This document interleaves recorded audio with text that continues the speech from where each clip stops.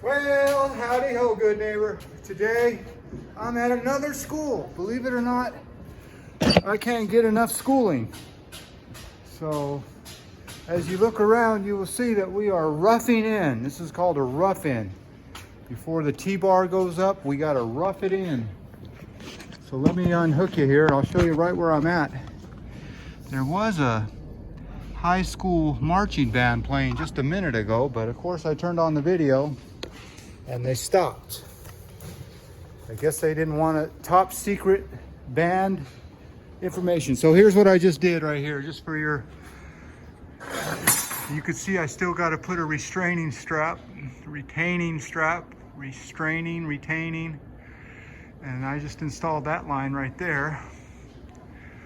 But if you look real close at this one, that little angle rod is a retaining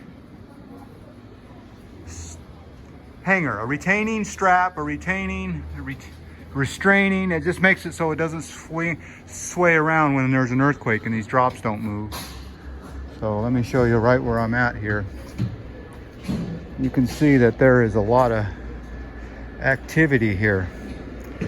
And you got to be really careful walking around because of people throwing stuff down and welding and sparks.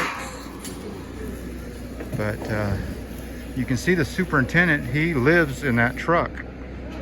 And he just does go home on the weekends. So that's some kind of life, to live here all week. At least I get to go home at night. All right, well, let's keep going here. I'll show you what my next project is. I'm almost done with that. Just got to put the restraining strap on. And then as I walk into this room, you can see it's all roughed in, right? But we are missing something right there. Yep, you see that open outlet?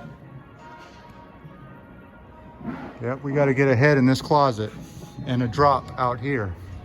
So we got to have a fire sprinkler drop like that. And there's that marching band. Let's see if I can zoom in. Looks like they're doing drills and running and, well, if you need a bicycle, you always come here to get one, but karma will get you. All right, well, let's add a fire sprinkler in that closet and take care of that. And finish what we're doing. The good thing is here we don't have to turn on any water. So you just fit all day and go away. How's that? This is a good example why you wear safety glasses on the job, because these guys just use that grinder and they don't care.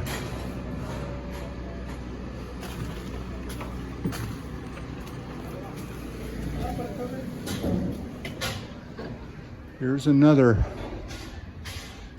problem I have with these guys is they use this big scaffolding and they just push our drops out of the way.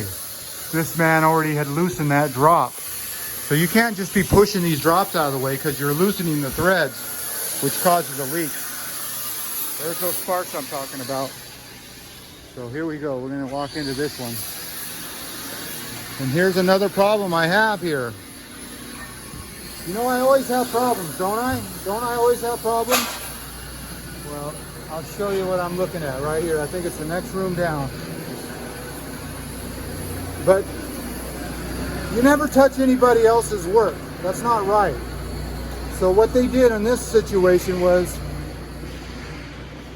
that big unit, air conditioning unit or some kind of projector, well, that was in the way. They just took our fire sprinkler drop right out.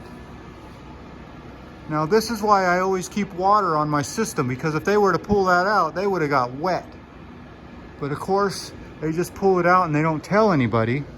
And then when you're walking around thinking you're all done, well, you're not. And here's what I'm talking about, how they just push these drops out of plumb. That is just disrespectful in every way. Now I gotta swing it back, which is loosening it, which may cause a leak. So there's always something that just bugs you. Other trades just don't care about your work. Well, I better get to work because I've talked to you enough. But as always, I want to thank you again for coming along with me on these ruffing fire sprinkler adventures. It's rough out here. All right, you know the drill. Peace, love, and all that hippie jazz. Bye-bye, everybody.